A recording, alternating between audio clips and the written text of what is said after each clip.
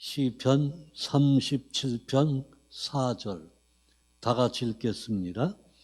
또 여호와를 기뻐하라.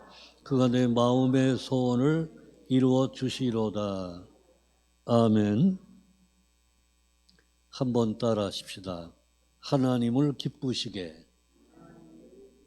오늘은 제목을 하나님을 기쁘시게. 예수 믿으면 세 가지가 달라집니다. 첫째는 내가 누구인지를 알게 돼요. 예수 믿기 전에는 내가 누군지를 잘 몰라요. 남에 대해서는 잘 알아요. 저 사람은 어떻고 이 사람은 어떻고. 그런데 예수를 믿으면 다른 사람은 잘 모르는데 내가 누구인지를 알아요.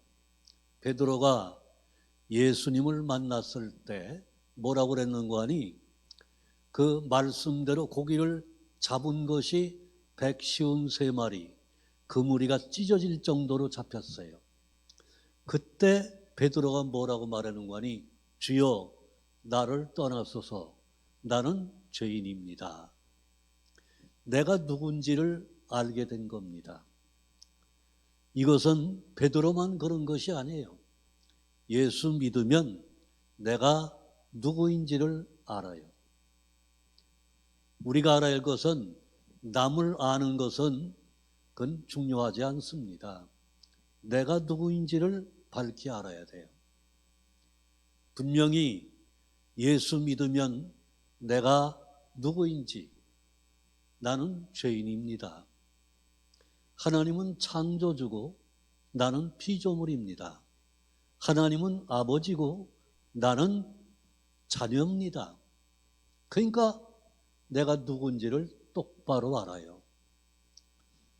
두 번째는 목표가 분명해요. 예수 믿기 전에는 되는 대로 살아요. 남이 하는 대로 따라해요. 돈 벌으면 되지, 공부하면 되지, 출세하면 되지, 그런 것밖에 몰라요.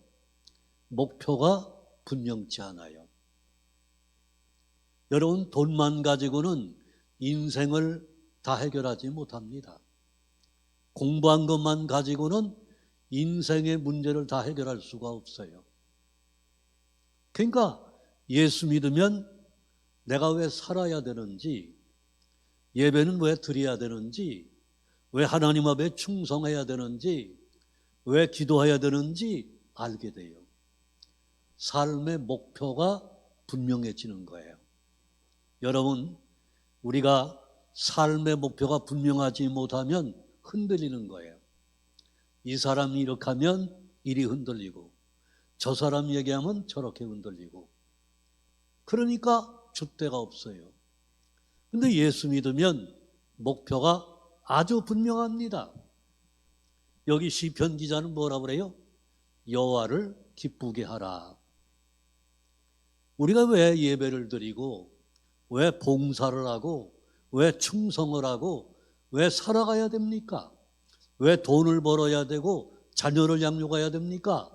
하나님을 기쁘시게 하기 위해서. 한번 따라합니다. 하나님을 기쁘시게. 누구를 기쁘게 해요? 하나님을 기쁘게 하는 거예요. 여러분, 교회 나와서 누구를 기쁘게 하시려고 그럽니까?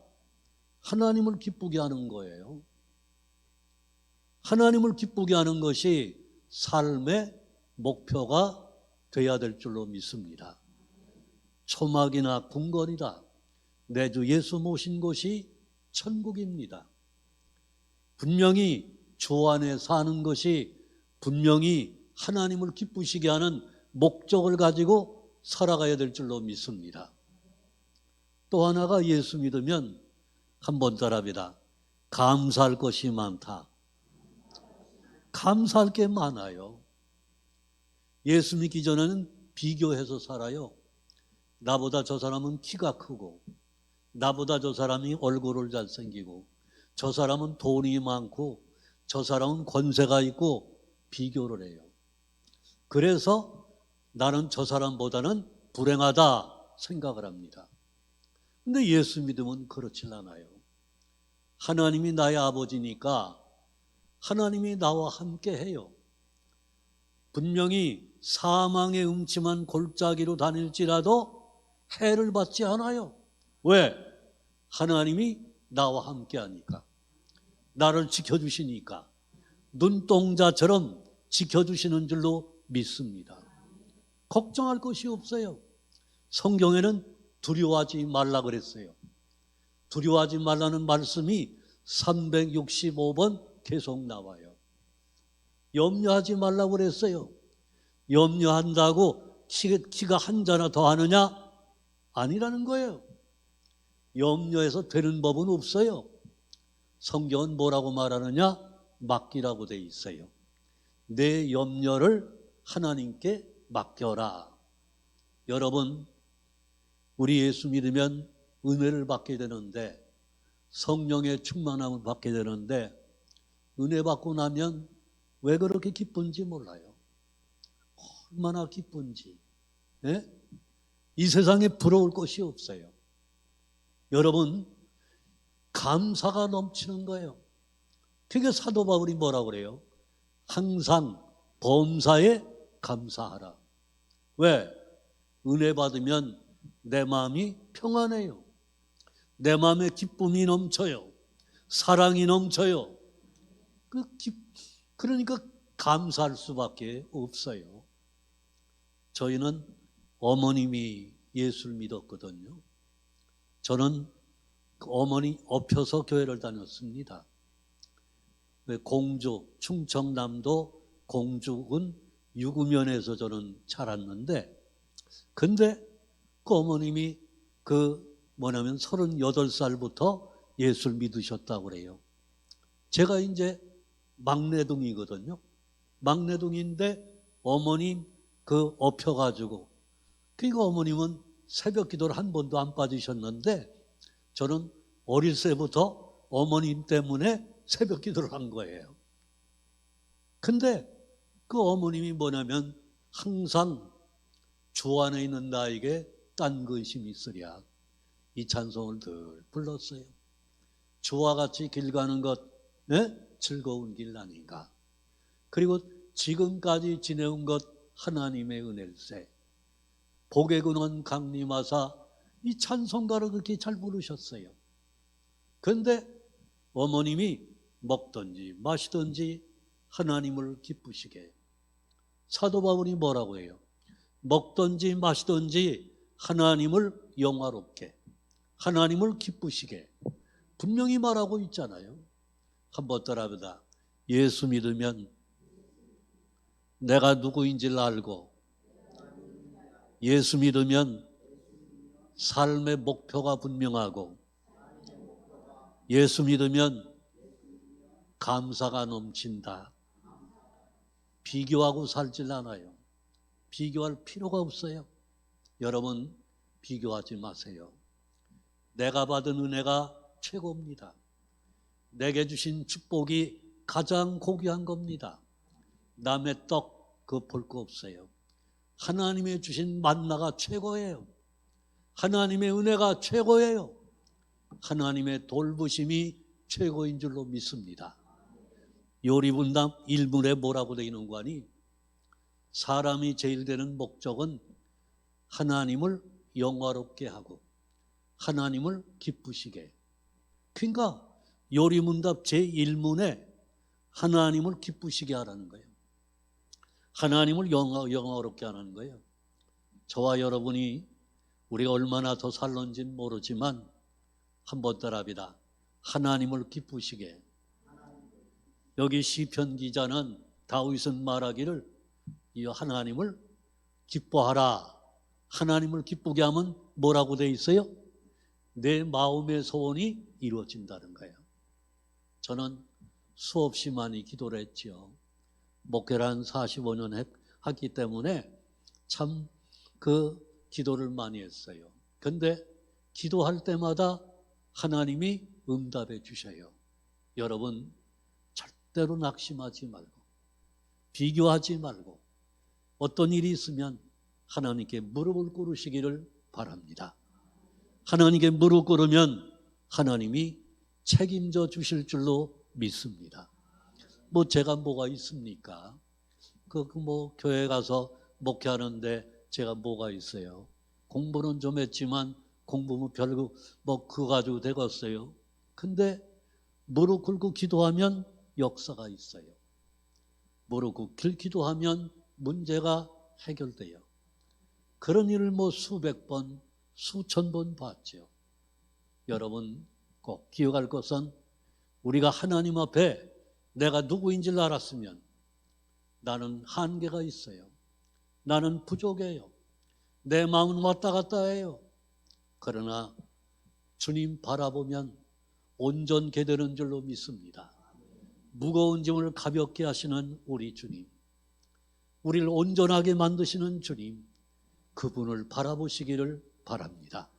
사람 바라보면 넘어져요. 세상 바라보면 넘어져요. 그러나 주님을 바라보면 온전하게 될 줄로 믿습니다. 약한 자는 강해져요. 부족한 자는 지혜로워져요. 무능한 자는 능력 있는 줄로 믿습니다. 그렇기 때문에 예수 믿으면 목표가 분명해지는 거예요. 그뿐만 아니라 예수 믿으면 은혜를 받아서 마음이 평안하고 마음이 기쁘고 주님의 사랑이 내 마음속에 넘치게 되고 그 입으로 고백하는 게 뭐냐면 감사해요. 하나님 감사합니다. 감사합니다. 여러분 살아가면서 왜 문제가 없겠어요? 왜 이 세상 살아가면서 복잡하지 않습니까? 그러나 하나님 앞에 무릎 꿇고 기도할 때 한 가지, 두 가지, 세 가지 하나님이 다 해결해 주시는 줄로 믿습니다. 그게 천국은 무릎으로 간다는 거예요. 천국은 무릎으로 간다는 거죠. 여러분 꼭 기억하세요. 저는 어머니의 눈물을 많이 봤어요. 제가 이만큼 될 수 있었던 것은 첫째는 하나님의 은혜고 두 번째는 어머니의 눈물이에요. 어머님이 새벽마다 기도하면서 우리 명선이 하나님 도와주세요. 하나님의 쓰는 종이 되게 도와주세요. 그 어머님이 눈물로 기도하는 그 모습을 수없이 봤습니다. 그 어머니의 눈물의 기도가 제가 이만큼 된 거예요. 여러분 교회도요 그냥 되는 거 아니에요. 여기 여러분이 무릎을 꿇고 여러분의 눈물이 고여지고 여러분의 땀방울이 고여지면 이 교회는 역사가 일어날 줄로 믿습니다. 제가 명락교회 부임을 했을 때 한 80명 모였어요. 제가 이제 30년 목회하고 은퇴할 때가 한 1,500명 되는 교회가 됐어요. 그건 뭐 내가 한 거 아닙니다. 하나님이 하신 거예요. 여러분 염려하지 마시고 여러분 자녀의 문제나 건강의 문제나 가정의 문제나 어느 문제든지 하나님 앞에 무릎 꿇고 기도하면 하나님이 책임져 주실 줄로 믿습니다. 그렇다면 하나님을 어떻게 기쁘게 할 수 있을까? 하나님이 원하는 첫 번째는요 예배입니다. 한 번 더 합니다. 예배를 소중히 여기는 거예요.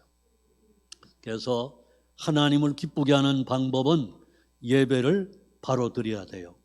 시편 51편 19절에 보면 그때 주께서 의로운 제사와 번제와 온전한 번제를 기뻐하시나니 예배를 기뻐하신다는 거예요. 하나님이 예배를 기뻐하십니다. 그래서 하나님이 기뻐하시는 거룩한 산제사를 드리라. 이는 너희가 드릴 영적 예배다. 로마서 12장 1절에 말씀을 하고 있어요.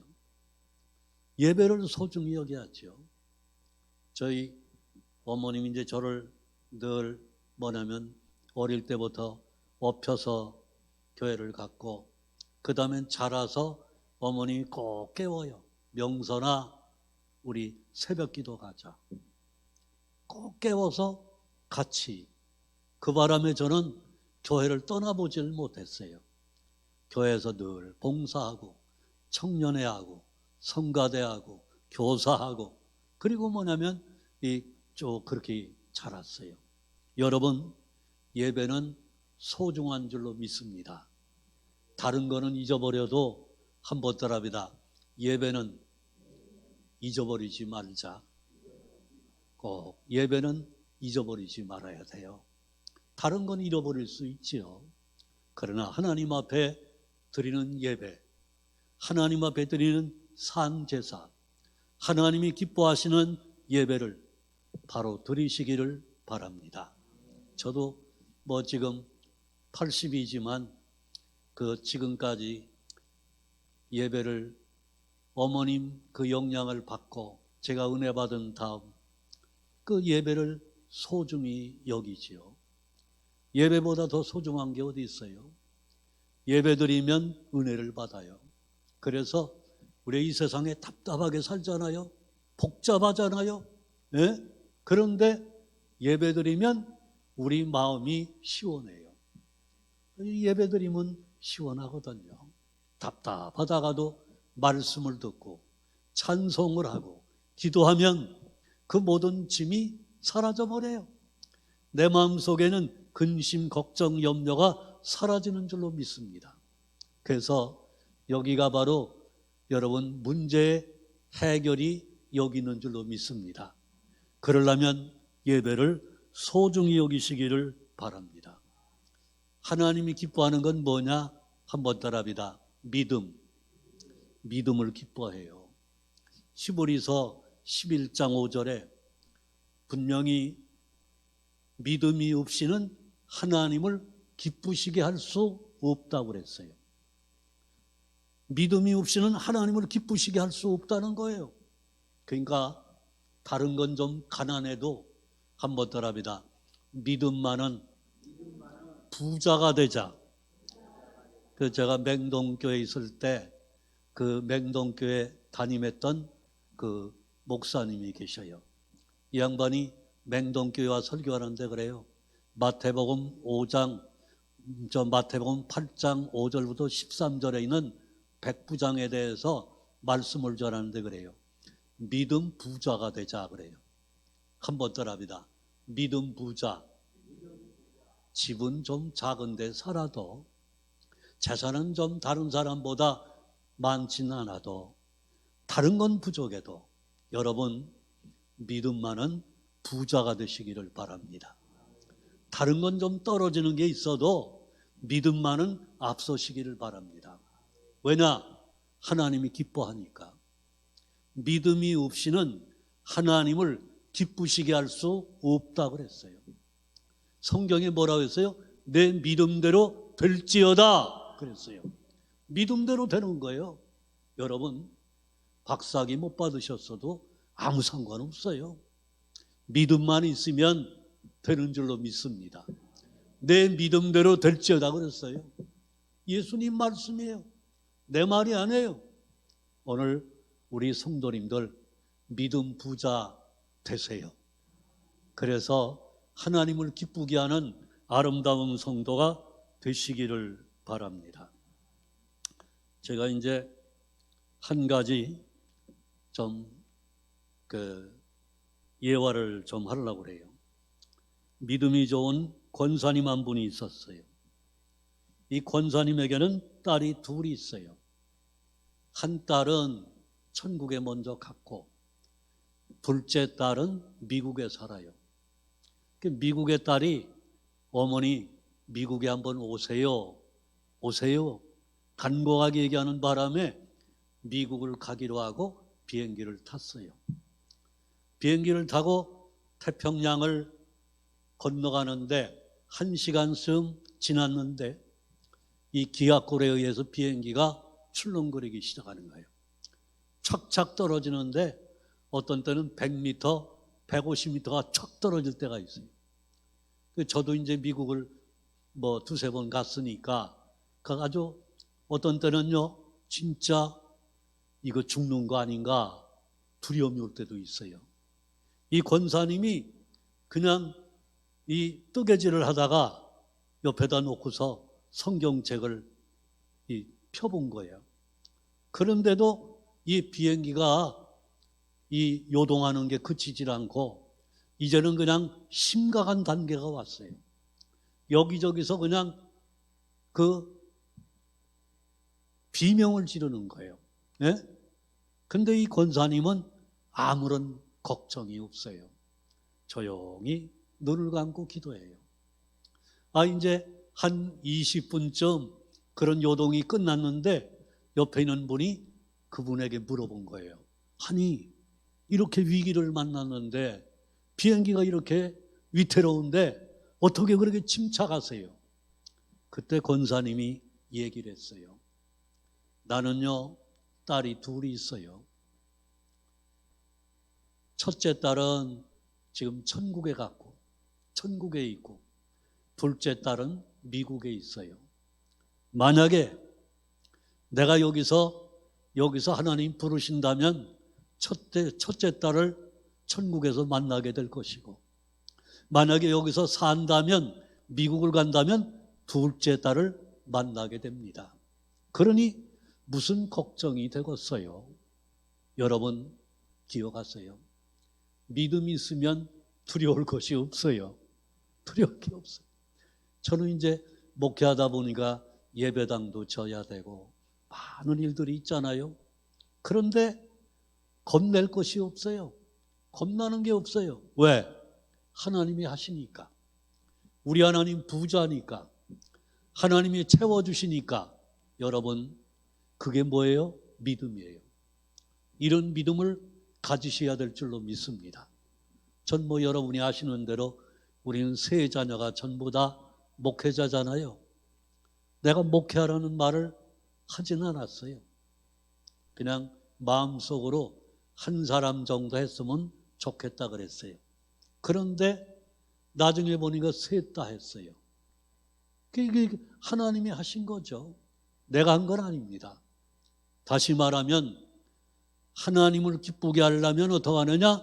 믿음이 부자 되시기 바랍니다. 그리고 이제 제가 너무 오래 하면 그렇잖아요. 그죠? 오래 하면 또 우리 아주 이효한 목사는 아주 짧고 간단하게 하는데 저는 이제 모처럼 만에 왔으니까 조금 더 하려고 그러죠. 한 번 더 합니다. 하나님을 기쁘시게.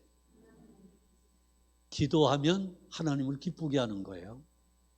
여러분 꼭 기억할 것은 매튜 헬리는 그 얘기합니다.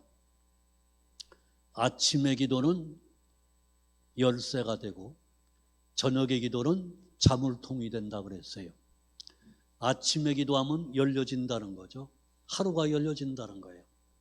근데 저녁에 기도하면 축복이 새나가지 않도록 자물성으로 잠겨진다는 거예요. 그러니까 여러분 우리 기도가 해답이에요. 제가 있는 책, 많은 책들이 있는데 한 15,000권 되는 책이 있는데 기도가 해답이라고 되어 있어요. 기도하면 열려져요. 구하라 주실 것이요. 찾으라 얻을 것이요. 두드리라 열려진다는 겁니다. 이건 내가 말하는 게 아니고 예수님이 말씀하신 거예요. 여러분 제가 이제 더 하지는 않겠어요. 너무 오래 하면 지루해서 또 일어나서 집에 가실지도 모르니까 요만침만 제가 하려고 생각을 해요. 그러니까 예수 믿으면 우리가 내가 누구인지를 똑바로 알게 되는 건 분명합니다.